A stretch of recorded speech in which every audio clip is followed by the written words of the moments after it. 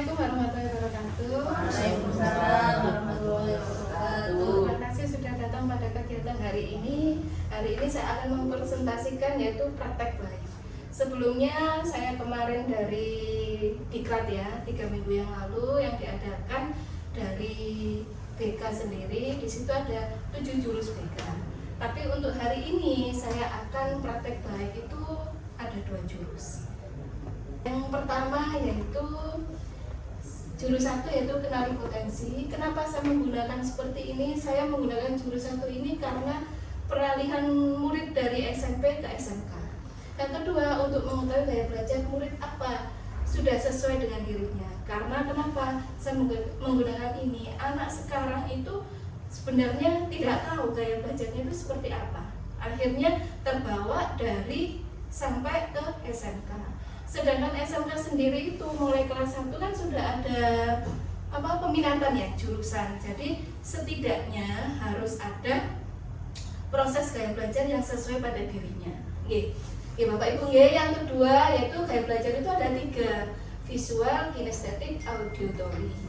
Sebenarnya untuk mengenali potensi itu selain gaya belajar ini ada namanya peminatan, bakat dan karir.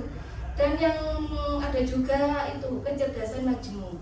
Kalau kecerdasan majemuk itu kadang kita melihat anak itu apakah masuk di intrapersonal, apakah masuk di intrapersonal, atau masuk di kinestetik, atau masuk di musik, ada yang natural, itu namanya kecerdasan majemuk. Tapi untuk hari ini dengan jurus 1 untuk mengenal potensi ini saya menggunakan yaitu gaya belajar. Nah, tantangannya itu adalah terkadang murid juga masih bingung masuk di gaya belajar yang mana, sehingga membuat saya harus lebih menjelaskan lagi ya tentang seperti apa gaya belajar murid tersebut. Yang kedua, setelah mengetahui gaya belajar, terkadang murid juga acuh. Ya sudah, saya memang belajarnya seperti itu mulai SMP, kalau mau ya ulangan saja. Kadang-kadang seperti itu sekarang. Nah, pada waktu saya menggunakan ini gaya belajar itu, banyak sekali murid yang "Alah Bu, saya belajar kalau ada ulangan saja." "Ya Bu, saya dulu itu nggak pernah belajar, nilai saya tuh bagus." Lah itu berarti kan anak itu tidak memahami gimana cara belajarnya dengan sesungguhnya. Nah, untuk aksinya saya itu menggunakan bimbingan kelompok kelas 10 kemarin saya ajak ya. Saya menggunakan aplikasi yang ada di internet yaitu aplikasi Aku Pintar ya. Jadi saya menggunakan aplikasi itu. Jadi nanti saya, ini cuma kayak belajar ya Bapak Ibu ya. Jadi saya membuat Aku Pintar itu, aplikasi Aku Pintar itu, nanti saya membuat kelompok. Anak itu masuk di visual, kinestetik, atau di auditory. Tapi di hasil gaya belajar itu ada juga anak yang masuk visual kinestetik, ada yang visual auditory. Nah, dimana kalau misalnya Bapak Ibu membuat atau pernah misalnya menggunakan ini, nanti akan bisa membantu Bapak Ibu pada waktu memberikan pelajaran. Jadi kan setiap kelas itu kan berbeda-beda, ya kan? Setiap kelas itu berbeda-beda tergantung dari anaknya. Mungkin di L1 anaknya visual, berarti jenengan bisa membuat untuk gimana ya anak visual itu seperti apa. Terus yang kedua, saya menggunakan ini sudah hasil gaya belajar. Yang ketiga, setelah saya mengetahui gaya belajar murid, saya membagi kelompok sesuai dengan gaya belajarnya. Jadi di situ setelah saya membuat kelompok, jadi ada satu yang berkaitan. Oh, ternyata gaya belajar saya visual seperti ini, kinestetik seperti ini, auditory seperti ini. Dari kegiatan itu saya menyimpulkan untuk refleksinya itu ada kelebihannya, yaitu setelah murid mengetahui gaya belajarnya supaya diterapkan gaya belajarnya. Cuma bukan sekedar nyoba, setelah itu sudah tidak ada kegiatannya atau tidak mencobanya. Yang kedua, murid mungkin akan lebih giat belajar lagi karena sudah mengetahui gaya belajarnya. Dan kekurangannya, ini harus memantau nilai murid yang mana yang mengalami penurunan. Yang kedua, kerjasama terhadap semua guru mapel produktif atau normatif, karena kita tidak bisa berdiri sendiri. Ini untuk laporan OJL saya yang pertama. Ada yang masukan Bapak Ibu semuanya? Saya rasa sudah bagus Bu, secara keseluruhan. Nanti mungkin saya selaku guru kelas bisa koordinasi untuk bekerja sama. Oh, Atur nuwun nggih.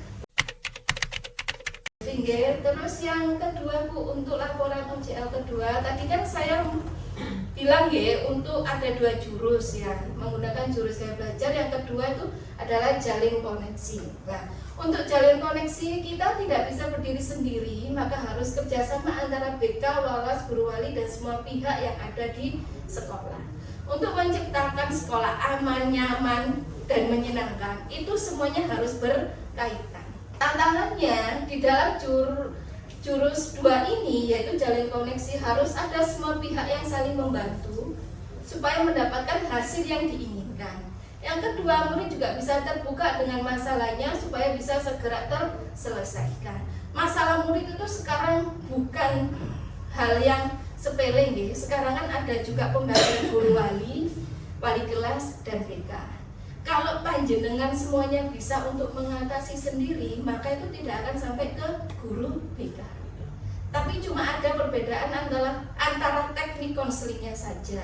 Dan ada juga yang membedakan, yaitu ada segitiga restitusi itu yang membedakan. Jadi kalau panjenengan wali kelas, guru wali, mungkin cuma cara pendekatannya mawon.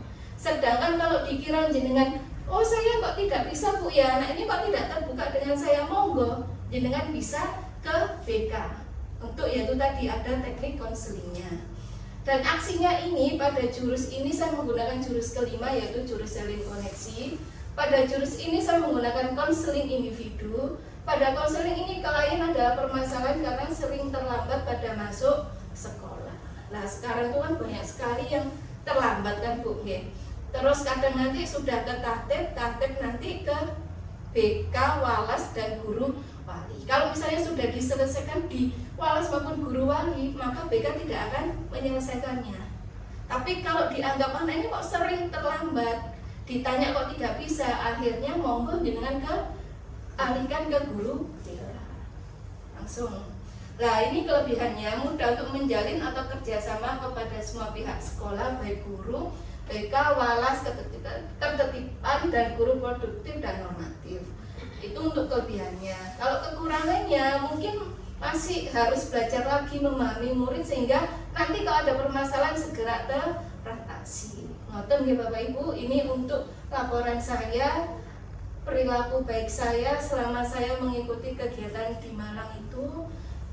Itu saja yang bisa saya sampaikan. Ada yang tambahan atau masukan dari kegiatan ini? Tidak ada, nggih pun mohon maaf kalau ada salah kata. Kita sama-sama belajar, kalau misalnya ada salah ya mohon dimaafkan. Saya akhiri, assalamualaikum warahmatullahi wabarakatuh. Terima kasih atas ilmu yang sudah diberikan sama Bu Ririn. Tadi sudah menjabarkan banyak sekali terkait dengan 7 jurus BK. Hal itu sangat menginspirasi sekali untuk saya. Nantinya kita bisa bekerja sama dari kesiswaan dengan BK agar siswa terfokus dengan potensi yang mereka miliki. Terima kasih Bu Ririn.